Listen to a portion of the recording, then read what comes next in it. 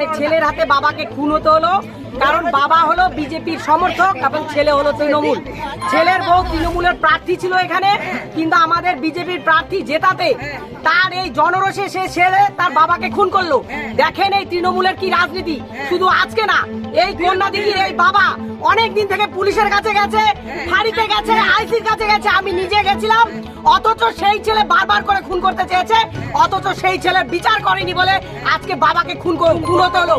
আজকে তৃণমূলের এই রাজনীতি দেখেন, এইখানকার যে মদনাবতীর যে তৃণমূলের নেতৃত্ব, এই নাজির ভূষণ, ওদের প্ররোচনায় প্ররোচিত হয়ে আজকে ছেলে তার বাবাকে খুন করলো। আজকে এই খুনের বদলা কে নেবে? আজকে নিরীহ বাবাটাকে খুন হতে হলো কারণ সে বিজেপির সমর্থক। এবং এই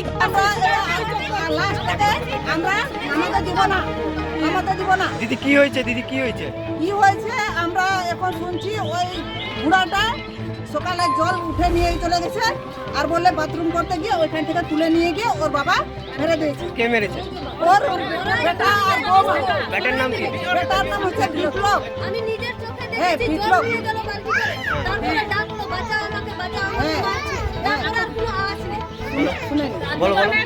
তারপরে আমরা চাই যে ওর বেটাকে যেন পুলিশ ধরে নিয়ে আসে, আর ওর বাবাকে টাঙ্গিয়ে দিয়েছে, ওর বেটার যেন ওকে যেন নামায়, ওর বেটা বৌমা মিলে যেন ওর বাবাকে যেন নামায়।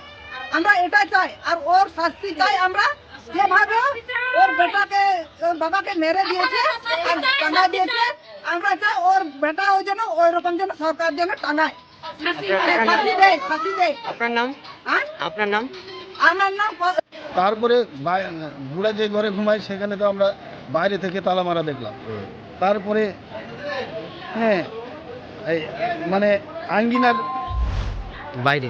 বাইরে কিছুটা আমরা রক্তপাত দেখতে পেলাম, একেবারে মানে গেট পর্যন্ত। আমি কি হচ্ছে তার ছেলে এবং বউ তাকে মেরে ফেলেছে। কেন? রাজনৈতিক প্রতিহিংসা, ও নির্বাচনে ভোটে দাঁড়িয়েছিল, ও টিএমসির দলের হয়ে দাঁড়িয়েছিল। লোকটা কোন দল করতো? টিএমসি আমাদের বিজেপির সমর্থক ছিল বুড়াটা দীর্ঘদিন ধরে। হ্যাঁ, এখানে বিজেপি জিতেছে, তার প্রতিহিংসায় এটা তাকে মারা হয়েছে। তার নিজস্ব ছেলে বিপ্লব মুর্মু এবং তার স্ত্রী শর্মিলা মাঝি। আপনার নাম? আমার নাম হচ্ছে মনোজ মুর্মু। গোটা উত্তর মালদা জুড়ে টিএমসি গুন্ডা, সিডিও, পুলিশ, এই যে এক অশুভ আকাত, আনহোলি অ্যালায়েন্স, সেই তাতে করে তারা বিজেপি কর্মীদেরকে, বিজেপি প্রার্থীদেরকে তারা জোরপূর্বক হারিয়ে দিয়ে, অর্থাৎ ভোটে জিতেও বিজেপি কর্মীদেরকে সার্টিফিকেট দেওয়া হয়নি, উল্টে টিএমসির যারা পরাজিত ছিল তাদেরকে উইনিং সার্টিফিকেট দিয়েছে। এত করার পরও বিজেপি বহু জায়গায় জয়লাভ করে এবং তারপর থেকেই শুরু হয় বিজেপি কর্মীদের অপহরণ করা।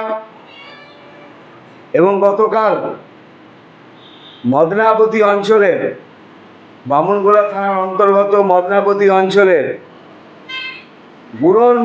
বুড়ন মুর্মু নামে এক বিজেপি কর্মীকে হত্যা করে তাকে ঝুলিয়ে দেওয়া হয়। তার অপরাধ,